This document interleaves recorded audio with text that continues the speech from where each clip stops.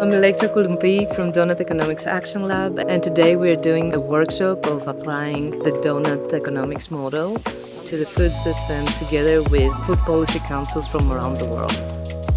My name is Cameron Skakel. I'm a current master's student here at AUR in the Food Studies program. I think it's always really important to have visual and tangible things to look at as you're working through a problem. It's a very intuitive model that people relate and understand easily.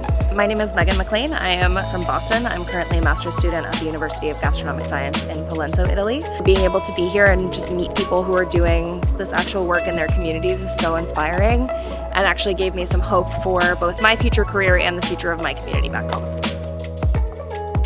Morgan Janovic, Green Ref Institute. I think it was interesting to see how many similarities we have between different countries, but also the challenges. My name is Arash Hosseini. I'm a master's student at AUR.